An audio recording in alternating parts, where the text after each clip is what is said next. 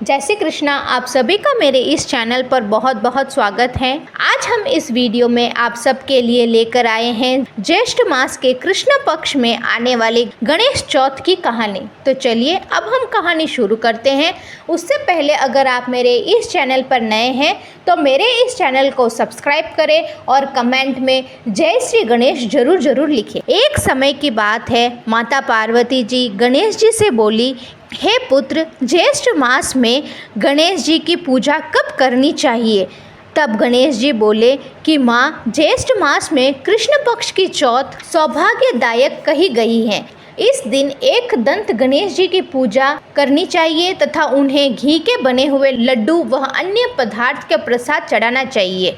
और कहानी कहनी चाहिए जो इस प्रकार है। पूर्व काल में पृथु राजा के राज्य में जयदेव नाम का एक ब्राह्मण रहता था। उसके 4 पुत्र थे जिनका विवाह हो चुका था। उसकी सबसे छोटी बहू एक दिन अपनी सास से बोली, माताजी, मैं जब से व्रत करने योग्य हुई हूँ तब से संकट नाशक गणेश चौथ का व्रत करती आ रही हूँ।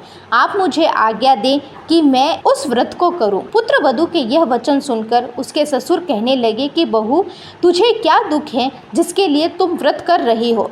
तुम तो खूब खाओ पियो और ऐश मौज से रहो। कुछ समय बाद उस बहू को एक पुत्र की प्राप्ति हुई और समय पाकर वह पुत्र विवाह के योग्य हो गया। इधर गणेश व्रत को छूटे हुए काफी समय हो गया था, जिससे गणपति रुष्ट हो गए थे। अर्थात पुत्र के विवाह में सुमंगल समय ही गणेश जी ने उसके पुत्र का हरण कर लिया। पुत्र को न देखकर बड़ा ही हाहाकार मचा। माता ने अपने पुत्र हरण के समाचार सुने तो वह रोने लगी और अपने ससुर जयदेव से बोली, आपने मेरे गणेश चौथ का व्रत छुड़वा दिया था, इसी कारण मेरा पुत्र गायब हो गया है। यह सुनकर जयदेव भी बहुत दुखी हुआ। अब जयदेव के पुत्र वधू और पौत्र वधू ने प्रति माह संकट नाशक गणेश चौथ का व्रत करने लगी।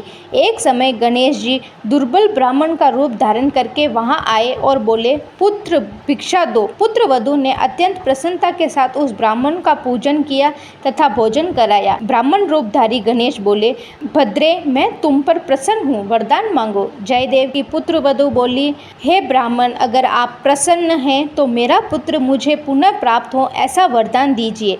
ब्राह्मण बोले, तुम्हारी मनोकामना पूर्ण होगी। इसके बाद वह अंतर्ध्यान हो गए। इसके कुछ ही समय बाद वह बालक घर आ गया और उसे घर पर आता देखकर सभी बहुत प्रसन्न हुए। तत्पश्चात विधान के अनुसार शेष विवाह कार्य संपन्न हुआ और भाग्यवती अपने पति के साथ प्रसन्नता को प्राप्त हुई। ज्येष्ठ मास की चौथ सभी कामनाओं को पूर्ण करने वाली है। हे गजानन, जैसे आपने उस पुत्र वधू को पुत्र दिया वैसे ही सभी को देना, कहते सुनते हुंकारा भरते सभी को देना। जय श्री गणेश।